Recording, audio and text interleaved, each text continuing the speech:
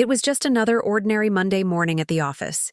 Emails piling up, phones ringing, and coworkers quietly sipping their coffees. But all eyes turned to the entrance when Maya walked in, 15 minutes late, again. She didn't rush, didn't apologize. She simply walked to her desk with the same calm expression she wore every day. For weeks, her tardiness had been the talk of the floor. Some whispered that she didn't care about the job. Others said she thought the rules didn't apply to her. And now, management had finally decided enough was enough. Maya had always been polite, quiet, and kept to herself. She did her work well, but never went out of her way to make friends or explain herself. To the rest of the team, she was a mystery, smart but distant. So when the HR email went out saying there would be a formal meeting to discuss her ongoing performance concerns, most employees weren't surprised. Some even thought she deserved it. But no one expected what came next. As the manager sat across from her, ready to issue a final warning or even discuss termination, Maya remained calm. She didn't argue or get defensive. Instead, she smiled softly and said, "I understand, but there's something you should know before we go any further." What she revealed in that quiet meeting would flip the entire office upside down. See, Maya wasn't just any employee. Behind the modest clothes and low profile was the daughter of a billionaire whose name carried weight across industries. Her father owned one of the largest investment firms in the country. Maya had taken this job not out of necessity, but as a personal experiment to understand how people treated others when they didn't know their status. The news spread like wildfire. The same people who once mocked her for being late were now tripping over themselves to be kind. Managers scrambled to make things right. But Maya wasn't interested in attention or apologies. She had seen everything she needed to see. So what? Did she do next? Did she quit? Did she stay and make changes? Or did she reveal a bigger plan all along? What happened after that meeting shocked everyone even more and changed the office forever. Word started to spread quickly, first in hushed whispers near the coffee machine, then in louder conversations at lunch. Everyone wanted to know more about Maya. Was it really true? Could the quiet girl from the corner desk really be the daughter of a billionaire? Some coworkers started Googling her last name, piecing things together. And sure enough, there it was, photos of her at charity events, headlines linking her to one of the most powerful business families in the country. People who had barely noticed her before were now hanging on every detail of her story. But Maya didn't seem fazed. She came in the next day like nothing had changed, still quiet, still calm. The only difference was how everyone treated her. The same supervisor who was ready to write her up a day earlier suddenly asked if she wanted coffee.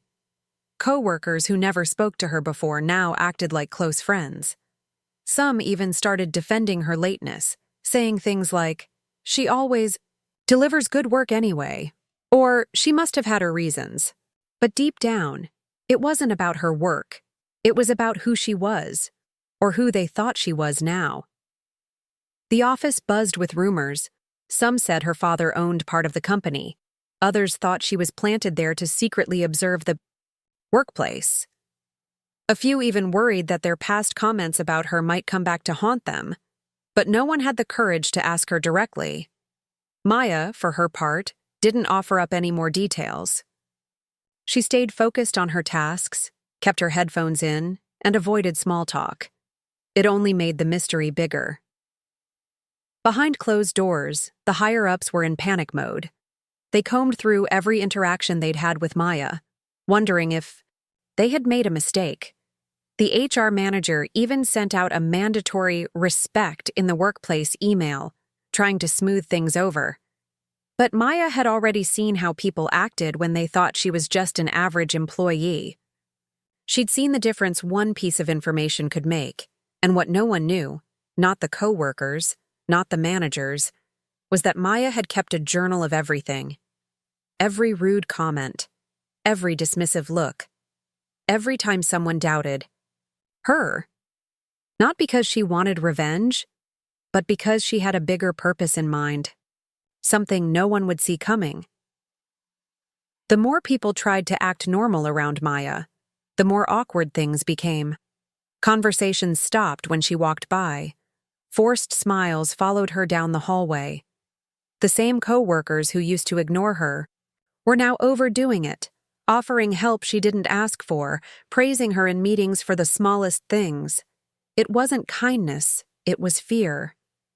They were no longer sure who Maya really was or what power she might have over their futures.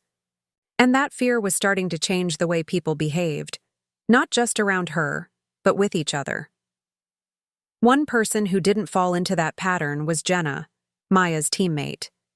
She had always been neutral, neither friendly nor rude, but now she was watching closely. Jenna had been eyeing a promotion for months, working overtime, staying late, doing everything by the book. And suddenly, all the attention was on Maya. Jenna didn't understand it. How could someone who came in late, kept to herself, and didn't seem interested in climbing the ladder become the center of everything? To Jenna, it felt unfair.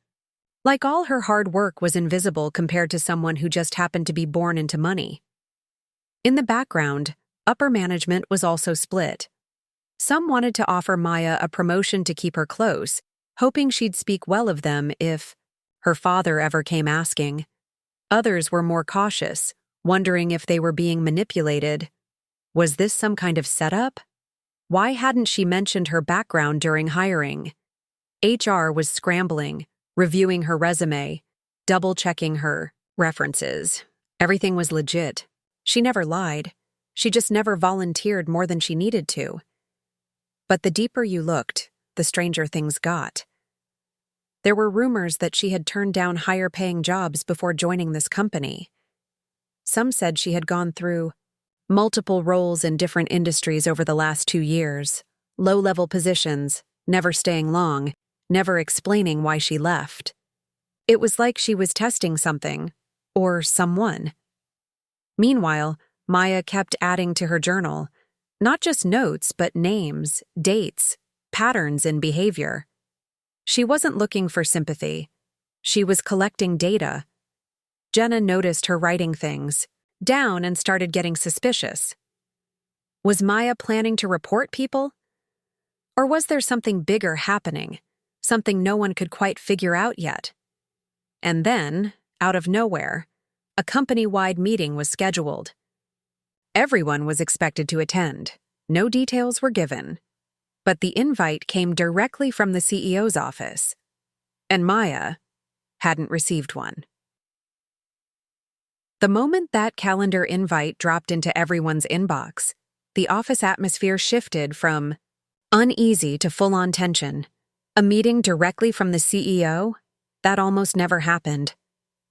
Whispers filled the halls, people speculating everything from layoffs to promotions to some sort of surprise merger. But the strangest part? Maya's name wasn't on the list. Everyone noticed. Some pretended not to, but it was obvious. And Maya? She just kept working, as if nothing was out of the ordinary. Jenna couldn't take it anymore. She cornered Maya by the break room and asked directly, "Why didn't you get the invite? You're on the same team as the rest of us." Maya just gave a small shrug and said, "Maybe I'm not supposed to be there." It was calm, too calm, like she knew something no one else did. That only made people more nervous. In the hours leading up to the meeting, people started trying to connect dots that may or may not have existed. Had Maya told her father something? Was this meeting a result of her presence at the company? Some believed the CEO might reveal a partnership with her father's investment firm.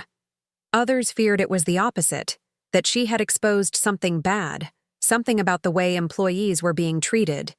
Managers were especially on edge. One even stayed in their office with the door locked, rereading old email threads, probably wondering if they'd ever said anything they shouldn't have. Even the HR director, who had originally called Maya in for the warning, was seen pacing the hallway, checking her phone every few minutes. No one knew what to expect anymore. As the meeting time approached, a quiet kind of panic set in. Desks were left empty. The elevator dinged constantly with people going up to the top floor where the conference room was. The tension was thick. No one spoke freely. Even the usual office gossip had gone silent. But Maya remained at her desk, calmly typing, completely untouched by the chaos unfolding around her. Every few minutes, she'd glance at her notebook. Not at the words, but at a folded piece of paper tucked inside the back cover. Whatever was written on it, she hadn't shown anyone. And yet, that small piece of paper seemed to hold more weight than the meeting everyone else was so afraid of. Then, just minutes before the meeting began, a security guard walked through the office with a sealed envelope. He didn't say a word. He handed it directly to Maya. She read it and smiled. Maya unfolded the letter slowly, eyes scanning the words with that same calm, unreadable expression she always wore. But this time, something shifted.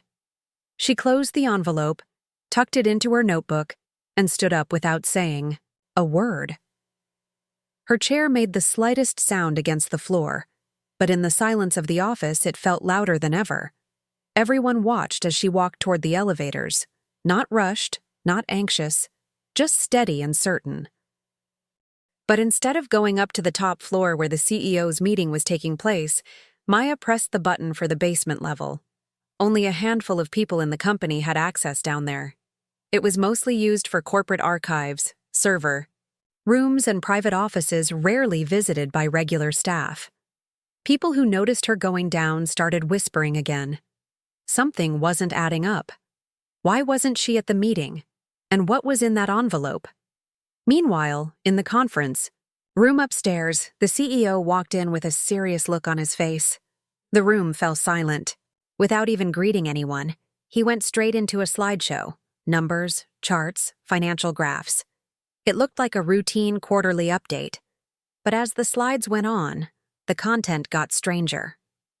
He began pointing out specific departments, referencing internal behavior reviews, and then mentioned an unexpected internal audit triggered by an anonymous source. Jenna's heart dropped. She glanced around the room, trying to read everyone else's reactions. Something was going on. Something big. And for the first time, people began connecting the dots. Maya's journal, her calm attitude, the sudden attention from corporate, the sealed envelope. None of it was random, but the real twist came 10 minutes later when the CEO paused mid-sentence. His assistant whispered something in his ear and handed him a second envelope, identical to the one Maya had received. He opened it, read quickly, then looked up with a blank stare. After a tense silence, he announced the meeting was over, effective immediately. No questions, no explanations. Just a sudden end to the most anticipated meeting of the year. Downstairs, Maya stood alone in a small office, staring at a large board covered with documents, names, and timelines. It was clear now. This wasn't just a journal. It was an investigation. And she wasn't just an employee or a billionaire's daughter. She was here for a reason, but no one had figured out what that reason was yet, and what happened next. No one was prepared for. The next morning, the office didn't feel the same. People came in early, hoping to make sense of what had happened. The CEO's sudden end to the meeting had left everyone on edge. Rumors were spinning faster than ever. Some thought layoffs were coming, others believed the company was being sold. But no one had seen Maya. Her desk sat empty, her chair untouched, and the notebook she always kept close? Gone. Around noon, an all-staff email hit inboxes from the CEO himself. Short, direct. It announced an immediate internal restructuring based on findings from an undisclosed investigation. Several mid-level managers were placed on indefinite leave. 2 department heads were terminated, And at the very end of the email, there was one line that made everyone stop breathing for a moment. "We'd also like to thank Maya Ellis for her role in uncovering patterns of workplace misconduct that had gone unnoticed for far too long, the I." Silence that followed in the office was heavier than ever. All this time she had been watching, listening, documenting. She hadn't been late out of laziness or carelessness. She had been late because she had been meeting people, talking to former employees, following patterns, tracing what really went on behind closed doors. Her father's money had nothing to do with it. She never needed to use his name. She had done all of this on her own. Jenna sat at her desk, still stunned. She scrolled through her inbox, rereading the email over and over. Maya had never once tried to outshine anyone, never asked for special treatment. But in the end, she had changed everything. And then, just when everyone thought the story had reached its end, the final twist landed. A press release was published online. The company had entered a new partnership with a private foundation focused on ethical workplace culture. The founder of that foundation? Maya Ellis. Turns out, the job had never been about the paycheck. It was part of a larger mission. Maya had been working across companies, undercover, observing how people treated others when status wasn't visible. And this company had just become her latest case study. She didn't just expose toxic behavior, she restructured the entire system from within, and while her desk would remain empty, her impact wouldn't. In the weeks that followed, everything shifted. The office no longer ran on unspoken rules or silent hierarchies. People started checking in on each other more, not just for tasks, but for real conversations. Managers became more approachable, and HR finally acted like more than just a box to check. The fear that had once filled the air was replaced with something rare in a workplace: honesty. Jenna, who had once watched Maya with suspicion, began to understand. Her drive for recognition had blinded her to how people were being treated around her. She hadn't been cruel, but she hadn't stood up either. Maya's quiet presence had forced everyone to look in the mirror, and Jenna realized that climbing the ladder meant nothing if the ground beneath it was rotting. She took a step back, reevaluated her goals, and started mentoring newer employees. Not because it helped her resume, but because it was the right thing to do. People still talked about Maya, but now with a mix of respect and curiosity. Her story spread beyond the office, drawing attention from other companies, HR forums, and even leadership podcasts. Articles titled "The Billionaire's Daughter Who Changed Corporate Culture" and "Why One Quiet Employee Became the Voice of Accountability" began trending. The keywords were all over: workplace ethics, undercover investigation, billionaire's EO, daughter, corporate reform. But behind all that buzz was a simple truth. Maya had reminded people what integrity looked like. She never came back. No farewell speech, no dramatic return, but every once in a while someone would get a handwritten note slipped into their inbox without a name. Short reminders: keep listening. What you tolerate becomes your culture. No one ever confirmed it was her, but they didn't need to. Her mark was already there, and in the end, that's what made her unforgettable. Not her wealth, not her last name, but the way she moved through the world with quiet purpose, seeing people not for what they claimed to be, but for how they acted when no one was watching. The story of Maya Ellis didn't end with a dramatic exit. It ended with a quiet revolution. One desk, one notebook, one decision at a time.